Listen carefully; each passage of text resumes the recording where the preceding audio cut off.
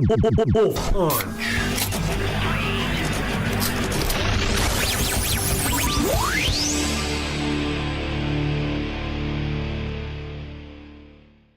Yeah, people. I don't really see people staring at us though. Not now, not anymore. There are so many security guards. Yeah, they keep like kind of looking at us. Like, Yeah, it's really weird. So we're I in the don't library. I don't want to blame any one specific person in the group as to why, but it's not cool. I'll throw that out there. Okay. So we're WolfPunch. We are WolfPunch in the library, the Columbus Mhm. Metropolitan Library. Yes. That doesn't mean we're going to be quiet about our opinions. Or Metropolitan. Certainly not. No. We're country folk and we're loud about it. I'm not. No. Yeah. I'm the only one. Just like in this like little fishbowl aquarium study room. It's cool. I love it. Yeah. It's great. Kyle loves it. Not even really a study room. It's like a cubicle. It's good. Yeah. It's good. It's good. It's good. It's like prison. Anyway, enough It's describing not like the room prison. that no one can see us in. Let's talk about a movie. We are WolfPunch. We This are is Wolf- Yazin. We got Kyle, Yo, Michael Kemp, Hey. and Dan. Hi. And then Zane's not here. Zane's not Yeah. here. Zane's in Italy. Yeah. So Sowing of So wild fuck 'em. oats. fuck him. Yeah, sowing his wild oats. All right. Spreading his tomato sauce. Is Italy extradited to the U.S.? I don't know. Guess we'll Anyways. find out. So, yeah, we're here to talk about the wonderful Pacific Rim franchise today. Hell yeah. In honor of Pacific Rim Uprising opening last week. Is Hell that yeah. something that we want to honor, though? Yes. Yes, Kyle. I don't know. I didn't You watch should it. cherish this franchise. I don't feel like there's any honor in Pacific Rim. I feel like there's, I mean, in the sense that they throw Asian people in, But maybe. this is the demographic that's like aimed directly at you. Like big robots, Japanese like anime culture. Like this is your thing. Yeah. No. You aren't. I thought, Yazin is the weeaboo. Yeah, he's the big Yeah. otaku. He's like got his Naruto headband and katana in the corner right What now. is an otaku? What does That's that not- mean? What does that mean? That's not what I Same am. fucking thing. Okay, otaku means house, and they call nerds that because they don't leave their fucking house in Japan. Tight. Okay. Good thing we're talking about Pacific Rim. So for the record, I have not seen Pacific Rim 1 or 2. And yet we allowed him to do this podcast. It's okay, we're making him record it, so. He was- Allowed me. He was too busy watching actual Gundam fights Hmm. to settle for them calling them Jaegers. He wasn't going to do that. Isn't like a Jaeger like a drink? It sure is, pal. It's also German. It's a hunter. Yeah. And a bomb. Okay. Yeah. Guys, talk about the movie. Let's talk about the movie. So Do it for me. I haven't I seen watched Pacific Rim, the first one, last week. And stop waving your hand at me. In preparation, you're just doing it more when I'm asking you to stop. It's very distracting. I'm telling you to scoot closer. I to the understand mic, that. I asshole. did scoot closer, and you were still waving. Because you need to do more. I can see the volume bar. It's fine.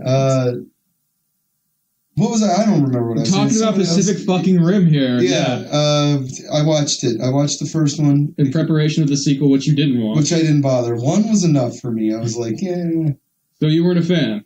no, I wasn't. I do see the appeal of like 4 weeaboo trash. Where it's Yeah. like you're a giant kaiju, and they're fighting them in Gundams, and then like Jaegers. sure, let's split hairs. I get it. There's like mind melding, and Hellboy's in it, and Charlie is in it, and I don't know. It was okay. It was fine. It's okay. There were. I'll talk more about my thoughts and feelings as we go further, but initial take, I only watched this movie because I had to. It was one of those movies that... The best part is you didn't have to. Like, you just I had to know. watch the second one. Like, I know. I no one did. was even planning on watching the first one. Like, well, just watch the second one. And then nobody did except Well, it's because I drew a line in the sand where, like, I know, I've heard, like, people keep telling me, like, Pacific Rim, they either say that they love it or they hate it. It's just a movie that people have kept mentioning around me. Yeah. So when the second one came out and I had no desire to see it, and I was trying to talk us out of not watching that one for our next review, which we're doing now. Spoiler alert, I failed. I drew a line in the sand saying, like, I've got to watch the first one before I watch the second one, because I don't want to miss something that this fan base really appreciates and then just shit all over it without having any perspective. Yeah. So my own personal code, I had to watch the first one. But then I That's just fair. didn't watch the second one. Well, if you watched the superior one. That scares me. That is the general consensus. Yes. Cap, you're like this movie too. Like, what did you enjoy about it? Yeah. The first or second? The first one. The first We'll get to one? the second. Yeah, the first one, I mean, I saw it probably a year after it came out with, like, I wasn't excited about it when it came out. I could care less. But then I was like, I have nothing else to do. Let me watch some robots and monsters fight. And I was, like, very pleasantly surprised. Like, I just liked the world that was built. I liked the robots. I liked the designs of the monsters. I liked that it was like kind of like a Blade Runner Star Wars world where it felt lived in. You can literally hear Kyle's soul leaving his body with that statement. I knew that was going to happen, but that's how I feel. Like, I feel like I would, after I finished the movie, like, I felt genuinely, like, interested in, like, visiting this world again. That's one thing that really impresses me with the first Pacific Rim is the amount of world building that went into the movie. Like, its original concept, yes, it's heavily inspired by, like, you know, Japanese robot anime and kaiju monster movies and all that. But, like, Del Toro took a lot of time, and I forget the writer's name that co-wrote it with them. They took a lot of time to, like, pay homage to it, but still try to make it original in its own unique idea that would, you know, fit with a lot of the themes that go with that. And I thought it came together in really really interesting ways. But, I mean, I'm a total shoo-in for this kind of shit anyways. Like, I saw it opening night in 3D because I'm fucking trash. I thought it was a blast. It was a lot of fun. It, like, actually gave the robots, like, big weight, so it felt like, you know, there was... Like, consequences stuff was actually getting smacked around. Like, you were in the middle of, like, Titans fighting, you know? It wasn't just weightless spectacle like a lot of Transformers movies and whatnot. And you could, like, tell... You could see what was happening. Yeah, that's something I liked. That helped like, a lot. Like, you could see the fighting happening, unlike Transformers movies, with just loud noises and motion in front of your face. And you could tell, like, the care that was put into this movie. Yeah. Even, like, the practical effects. Like, I read, like, what the actors had to go through to do, like, the walking and the Jaeger scenes. Like, no, you can tell that there was, like, a lot of passion put into this film. It wasn't just, like, a studio cop-out kind of like, well, we got the rights, so let's, you know, shit something out, throw a team together. Like, this is a film that was made by people that cared about the source material and were actually passionate about what they were doing. Yeah. I think it really shows in a lot of ways, like, with the fight scenes and whatnot, with the characters especially, like, they're not the most deepest characters, they're not the most developed, but it's fun seeing them banter. It works. So you guys are right now talking about Pacific Rim, the first one? Yeah. Right. Yes. Okay. And so then when the second one comes out, like, so how is that different? So I was really excited for the second one because I've been waiting.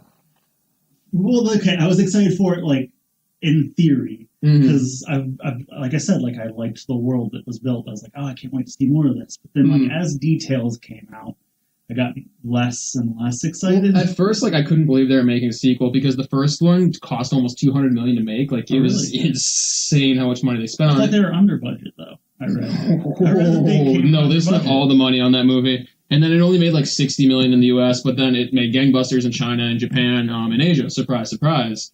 So... What? Why are you laughing, Kyle? No. So, yeah, Legendary Pictures had the rights to it, and, surprise, surprise, they were bought by a Chinese distribution company, and they're interested in reviving the property. And so they put together a team that had none of the original talent, for the most part, and decided to push forward with a sequel, which is Pacific Rim Uprising, now in theaters. And so, as a sequel, how do you feel about it, like, working off the themes and what was established in the first movie? Okay, before that, let's talk about what it's actually about, because, and by that, I mean, let's read the plot synopsis on IMDb. The plot synopsis for Pacific Rim Uprising, starring John Boyega and some other people. Charlie Day. Yeah. Yep, so basically the son of Idris Elba from the first movie is played by John Boyega, and... Typical. It's kind of just a retread of the first plot where he's, like, doesn't want to be a part of, like, the military that has to fight these giant monsters, even though the monsters have disappeared, they're still building these giant robots in case they come back. But then he gets pulled back. They learned from the first movie. They learned from the first movie, but it's all for convenience. But, I mean, you can overlook those nitpicks. So anyways, he gets drawn back into the fray, and... Oh, God. One part that really makes me cringe is the fray. Yeah. Was he touring with that band instead of being a Jaeger fighter? He might as well have been. I mean, So he's kind of just being like a bit of a shit. Like he's partying, he's stealing stuff. Only really cares about himself. And then he runs into this like 15-year-old girl who built a giant robot out of scrap parts because she's a prodigy genius. And where did she store a giant robot? Who fucking cares? In It's a stupid. warehouse. In a warehouse that because the whole coast is still basically abandoned. More like an unaware house, then, am I right? If no, and there are scrap pieces that. Never mind. Go on. There's a lot of leftover wreckage because it was a big war in the last film. It wasn't just like they built 3 robots and they fought all the monsters. A war with monsters? Yeah, it wasn't. Right. That was the thing. It was like an ongoing war. Listen to Captain hasn't seen Pacific Rim over here. Right, I mean, goodness. So, yeah, they both get dragged into that, and then John Boyega's character gets put in a position where he has to train a new generation of Jaeger pilots, but he doesn't care about that at all. It's basically parole for him. He'll go to jail if he's not there. And over the course of the movie, he learns to teamwork and fight together and see, that's the kind of like save the day. I feel like this is kind of a lot like our origins too. Now that you mention it, I think our origins were a lot better written, though. Yeah, no, this is court appointed. I have to be here for this podcast. I wonder if there's anyone in the world doing court appointed podcasting. Yeah, Kyle, you're looking at it right here. Why don't you listen? No, because I built my own movie in a warehouse. So I don't know. I wasn't even listening to the thing you guys were talking about. Built it with spare parts from the set. Yeah, it was like Die Hard 4. I don't know. Yeah. I will say I enjoyed the new one, but it pales in comparison to the original. It's dumb fun, and nothing about it like elevates it to something that like becomes memorable or something that feels special in any way. Like there's a few things about it that really annoyed me. For one, it felt much more like a young adult movie with all like the young kid characters running around it. What I liked about the first one, it's Charlie Hunnam, it's Idris Elba, it's like older like adult characters. They're all seasoned veterans like fighting this war. It's not a big cliche in like mecha anime. It's always this like 14-year-old fucking kid who like, oh, I have special powers. I can pilot this boat on everyone. Mickey Mouse is in a lot of anime. Yeah, so many. No, that is like a staple of like all the giant.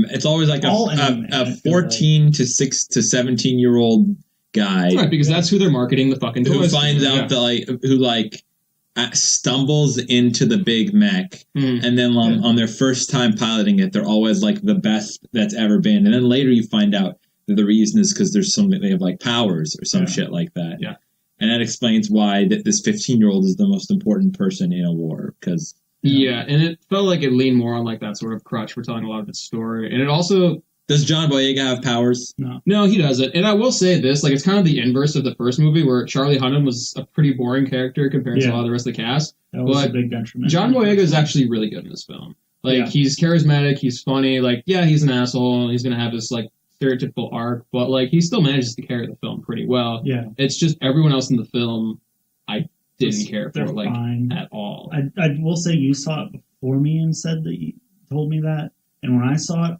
I didn't think the rest of the cast was as bad as you made them seem. I mean, it's like they weren't awful, but like I was just kind of like they're just. It seems like everyone's just playing a trope, and it's just some of them were eye-rollingly bad for me. Other ones were just like, yeah, you're fine, whatever. And then another thing the film I feel like kind of shits the bed on. Like the first one, it established stakes really early on in the movie. Like the main character's brother dies in the opening scene. Like every battle, like characters getting off left and right because like the kaiju are an actual sizable threat. In this movie, like getting off, not getting off. Oh, I thought you said characters getting off left and right. I'm like, that was funny. He said offed, killed. Well, it's Dunzo. All right, we're past it. Yeah, guys. I agree. They don't have giant monsters jerking them in the middle of a fight or anything. Well, what if they did? What would that movie be like? Pacific Rim job. Oh. It's a whole different movie, buddy. Anyway. But yeah, they did that, and then they. So what went wrong? Spoiler territory. Like, well, what's other than the young adult thing? Like, what went wrong between 1 and 2 to make one? One thing that was for me. Okay, so the first one, like I said, the world felt lived in. Like a lot of the original was filmed like in torrential downpour rain, which really gave it a different look. It felt like it had a stylistic vision behind the film itself. The new one, though, it's not still better than Transformers, where you can actually tell what's happening with the robot fights. It's now all bright daylight, so it really gives it this clean, sterile kind of feel that doesn't. Yeah, the original was like really grimy, almost like diesel punk, where like everything was dirty, messy, just grungy as fuck. And this one, everything's brand new and shiny. Yeah, and I mean, because even like where John Boyega's character lived at the beginning of the movie was like in kaiju bones, right? Yeah. And it was like, but it looked like a Hollywood villa that, that he was partying in. Like, that was a Hollywood villa in the bones of a giant monster. There was a giant monster bones, like literally in the backyard. Of like half of the building was destroyed, but the other half was fine. Yeah, cool, got it. So it's all abandoned. So you can they kind of disregard a lot of like the characters from the first movie and just kind of shitty ways. Like, minor spoilers, but there's a major character from the first film that gets off in like the first half hour of Uprising, and they did it in just like a really like half-assed, meaningless way. Yeah, that was annoying. And she was like a really good character in the first one, I thought, and I was curious to see her. She was one of the best characters in the first movie, and they just like, we don't have a spot for a killer. Yeah, and then it doesn't really empower John Boyega's character, give him motivation. He has one scene where he's sad for like 30 seconds, and then it's never brought up again. Yeah, it just it feels hollow in a lot of ways. Okay, so if you're okay with getting into spoilers from this point, so as somebody who has seen the first one and not the second one, what do they do with the carryover characters? So it's really just Charlie Day's character, and what is the other scientist's name? I forget. I can't remember his name either. They're the guy from Game of Thrones. They're literally the Carl Tanner. He's a fucking legend. Shut up. Yeah, they're the only main characters. Yeah, you're right. Anyway. And one thing I was kind of torn on at start, but I kind of grew to like, is they actually turn, this is definitely a spoiler now that we're into it, they turn Charlie Day's character into the main villain of the sequel. Okay. So really? That was one thing that I was kind of... Charlie Day is a villain. I keep going back and forth on this, because right from the get-go, I don't know if it was just bad writing or they were trying to play into it, but right away I'm like, oh god, like that corporation, like, so in the movie there's a corporation that's trying to make Jaegers that are piloted, like, through AI, like you are up in a building. They're remote-controlled Jaegers, basically. Like they're drones. They're monsters. Yeah. So, and Charlie Day is working for this company. How dare they? Right from the get-go, like, the tone is like, they're shady, don't trust them. They come off as a very big evil corporation. Because they're applying logic to this situation. Yeah, right? Yeah. Like, they're making them, like, that was so confusing. I'm like, yeah, that does sound like a good idea. But, like, the tone of the movie, just like, no, this is a bad idea. Why are they doing that's this? the dumbest. They're bad guys. It's like, that's the dumbest take on, like, I don't know, like, an anti. It's like, the problem with giant weapons isn't that they're piloted remotely. It's not. Well, I mean, it's like, it's not an anti-war message. It's just, it's like, it's not an anti-war message. It's like, be a cool badass. In a war it is message. like they kind of like ham it up. They don't like fully set them up as the villains like right away. But it actually does take a turn that I thought was at least interesting for what they were doing. Yeah. So it ends up being that so Charlie Day character is the villain because in the first movie there's a whole thing of like syncing with the kaiju because they have a hive mind basically. Yeah. So they need to get information on them to destroy them. So his character syncs with the kaiju brain to find out like the way to do that. But it's a two-way street, so the kaiju also infected his mind, and so for the sequel, the kaiju's consciousness is controlling his actions. Yeah. And Charlie Day is possessed by a kaiju. Yeah. By the all kaiju, right? Yeah. Presumably? I don't know. What? Yeah. Yeah. So how does what does that make it?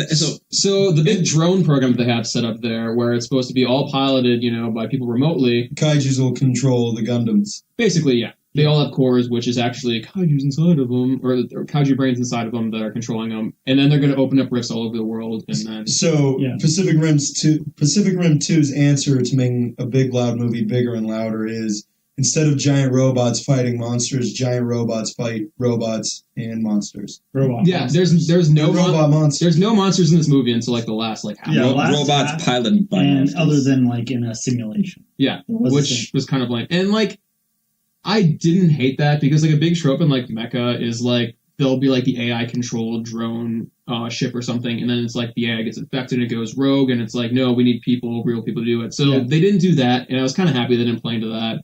And it wasn't a horrible idea, honestly, for the sequel. I thought that they said that was a downside of having the drones. I mean, yeah, they did, but it wasn't because the main of that. I feel like they did a little bit more with it. But what really was just so fucking stupid, like I laughed like audibly when I heard it, So the first movie, it's just the kaijus are there to clear the way, destroy the big human cities, and, we terraform the Earth rim with pollution, so they're going to make way for the big invasion.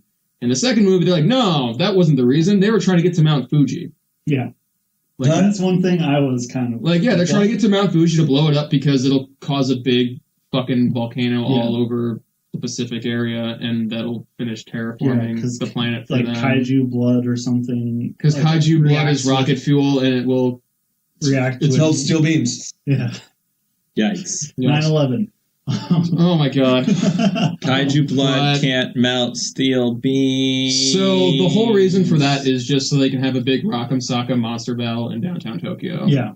Which is hilarious because at the start of the battle, like, it's showing, like, the monsters show up and everyone's, like, being evacuated to the shelters, but there's still, like, a bunch of people that weren't able to get in. There's, like, debris falling everywhere. And literally, less than a minute later, they're on the intercoms with the Jaeger pilots, be like, all right, the city's been evacuated, go crazy. I almost audibly laughed at that part. I was like, what? Oh my god. I saw people running, couldn't get in the... It's like, no, there's a lot of people still, like, not okay here, but it's fine. And they're literally, like... That's Man of Steel syndrome. I mean... That was in the first one a little bit, too, though. Well, where they were like, yeah. we've evacuated the city, go fight, and then, like... This one felt much more, like, abrasive about it, and they make it... one of the Jaegers, his ability, his, like, magnetic powers, he's literally pulling down buildings to slow down a kaiju. Yeah.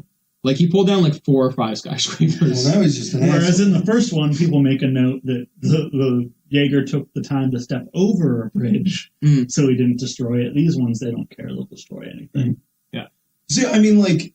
I'm a little curious about the sequel, but not as much. Like, when I watched the first one, there was a lot of questions for me about why people loved this movie so much, just in terms of, like, I get the general appeal. Yeah. General appeal? Yep. No one can see you salute in a podcast. It doesn't matter. This was for me. Yeah. All right. Did it for me. Okay.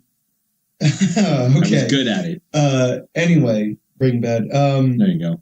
Like, you're right, like, a lot of the Jaeger pilots die, but you don't really meet them very much. Like, you see the big Russian people who I don't think have a single line of dialogue. No, they say, like, a few things. Oh, do they? I mean, they're fun just because I'm like, I watched G Gundam growing up, and I'm like, oh, there's like 2 Argo Gulskis there and a big Bolt Gundam. And I'm like, that's fun. There wasn't really anything like... That's such a deep track, right? Yeah, deep track. Fun like that, but...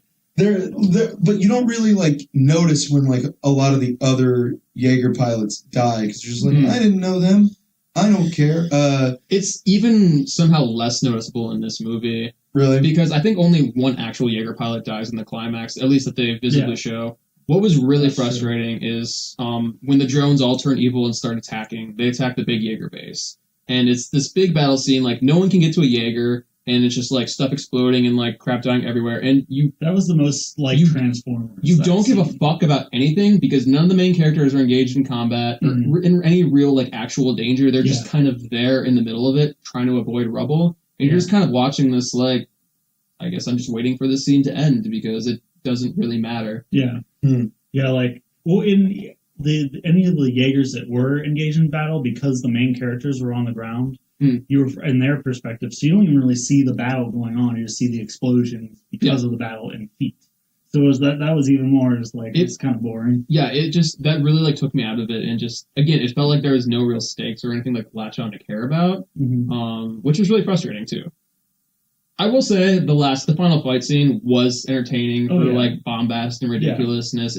It promises on like what it's going to give you, just robots doing crazy flips and fighting giant monsters. So in that regard, it was fun. Yeah. But I liked all the new Jaegers were all pretty cool. Yeah, I mean, they're sleek, they're cool. I don't know, it was enjoyable, but it still felt pandering on a certain level. Yeah. Or in a lot of ways calculated. I mean, it's supposed to be pandering, obviously. Okay. But maybe it's just me, because like once I see like the business side of something, it's hard to unsee that. So Shout Industries is the company that is making all the drone pilots. And the woman that's ahead of it is a Chinese lady. I forget her character's name. But the actress, this is kind of getting into like the business side of the film. This is exciting. Yeah. The actress, I forget her name offhand, but she's actually like married to one of the head producers of Legendary Pictures after they were bought out or merged with a Chinese company. And she's been in every single film they've done, starting with The Great Wall since then. And it's kind of like, I think Lee Tang is her name, but it's been like rumors like, oh, this is now the Lee Tang cinematic universe because it's just her and everything. Kind of a joke. And the movie introduces her kind of as this like really like cold, calculating. Is she villainess. the one in the white in the trailers? Yeah, of course she is. Yeah, she seems like a really cold, calculating villainess. And the whole time I was watching this movie, I was like, no, this isn't how it's gonna go. They're gonna flip this. It's gonna this is gonna be a total like switcheroo. Someone else is gonna be the bad guy, and she's gonna save the day in the end somehow. And that's exactly what fucking happens to a T in this. Yeah. Like, it turns out Charlie Day is the one that manipulated everything behind the scenes, and she didn't know. And what makes it even more annoying, in the big climax when they're about to, like, defeat the big stupid monster trying to blow up Mount Fuji, she literally shows up in the stupid fucking tiny robot the little girl built at the start of the movie. I forgot about Runs in and then saves John Boyega and the other little girl. It's like, I got you guys, don't worry. And then, like, rushes out so they can, like, survive for the sequel. She literally, like, saves the Wonderful. heroes. That sounds fun. Yeah. It sounds calculated and pandering, yeah. I will say the scene whenever they do reveal Charlie to be the bad guy was pretty interesting. I mean, that's something that's really hard to wrap my head around, is Charlie Day from It's Always Sunny being the villain of a movie. It was interesting. It wasn't handled the best. Like his personality doesn't necessarily fit. But the fact that he's being mind controlled kind of helps. It makes sense in context of the movie, but they like definitely play him off as like the laughable, like goofy villain. Yeah, you know? Even like Jim Carrey in Batman Forever. Of course. That sounds entertaining. Oh no. Yeah, but that's. I mean, like I said, I did enjoy the movie. If they made a third one, I'd probably go see it. Unlike if they make another Justice League, I'd see it on discount night. Yeah, you're gonna see the next Justice League. Well, for this WolfPunch, but we're all gonna have to see Pacific Rim. But it was enjoyable, just not as good as the first one. I mean, seeing robots punch it's always fun. John Boyega was really good, but there just wasn't a whole lot to lash on to, I thought, as opposed to the first film. Yeah. Here's hoping Del Toro comes back and does the third one. Not a fan of Del Toro, huh? I don't think so. I think that every Guillermo del Toro movie that I've ever seen just belongs in the 90s. I don't think that his writing is ever, like... Some of his best films are from the 90s. I will say, when I went back and rewatched the first Pacific Rim, I was like, wow, all the rain made it look like it was like a 90s movie. When I was watching it, I had the dumbest thought there at the end, where I thought for a little bit when they're fighting in that trench underwater, and Charles Miner and the Australian guy like sacrifice themselves so that they can go through like this rift. I think for a little bit there, I was like, are they going to die too? Is everyone going to sacrifice themselves to save the world? Is that why people like this movie? Is it going to be like this big sacrifice thing and they kill all their main characters? And I felt like an idiot for thinking that, because I was like, no, of course we're going to get like the happy ending where like the couple in love survives. But are they a couple in love? I don't know. Couple of knuckleheads. What do I care? I'm not saying that ruins the movie. It's just, the movie was fine. So like, it wasn't sad enough for Kyle. It wasn't sad enough for me. I'm just saying, like, Pacific Rim was fine. I see the appeal. It just wasn't my cup of tea. Yeah. And I just think that, like, as far as, like, from a script standpoint and everything, like, I don't think that that's a strong point. Like, I was impressed by the fact that, like, Charlie Hunnam, is that his name? Yeah. The main character, like, wasn't that much of a main character. I thought that was actually, like, really interesting. Was, like, he was just sort of the audience POV, and it wasn't like his story dominating everything. Yeah, they established his motivations and characterized him, but then after that, it was kind of just like about the stuff going on. The situation, the world, all that. Yeah. So I thought, but I mean, it still has like the asshole character where the guy is like, I'm so Australian, I can't do anything but be angry, and it's like, I don't know, like he was just really weird. It was kind of like not fully deconstructing tropes, but also embracing tropes. I feel like was kind of a thing, which why the characters are kind of flat. Well, and actually they cut out like I think something close to like 2 hours of that movie of like characterization, and they're just like, we're not going for an Oscar here. We don't need all this. Yeah, but he showed them. Yeah, he showed them in 2018 when Del Toro got the Oscar. Finding Nemo. Yeah, which we really need to do an episode about. Yeah, maybe because I have things to say now. Really. I'm sure it'll be great getting Zayd to watch that. Yeah, we can do it without him. Yeah. All right. Yeah. Recommendations? Closing thoughts. If you haven't seen the first one, watch that. If you see the second one, it's fun. Don't expect a lot of it, but it's not bad. Yeah, I say definitely see the first one, and if you like the first one, go see the second one. I will be buying model kits from the sequel because I'm fucking trash, but You are trash. That orange one with the sword is real sweet. they're not God doing anything damn to it. that one yet, but hopefully it'll come out soon. The Gypsy Avenger one with the LED for the chest Oh, where it really? lights up, that's going to be sick. How about we're not the biggest nerds in the room right now, Yesin? Yeah, That's Yeah, weird. that's weird. Yeah, I never am. I'm like I feel always like the cool me and guy. I feel really cool right now. Actually, like And you have a Game of Thrones blog. Yeah. That's a specific kind of nerd, though. Spoiler alert. Specific kind of nerd. I do have a Game of A Thrones blog. Pacific kind of nerd. Yeah. Here's your chance to plug it, even though it has a bigger. That's what she said. Yeah, I mean, I'm not gonna plug it here. It'll get Infected. Anyway, They get why don't infected. we? I'm going to say, watch Pacific because that's a great HBO show, and then watch Pacific Rim. There's Pacific nothing to do. Rams. And then, yeah, if you feel like it, well, I think it's funny to say it that Yeah. way. Oh. Pacific Rams. So I'm the cool one. WolfPunch.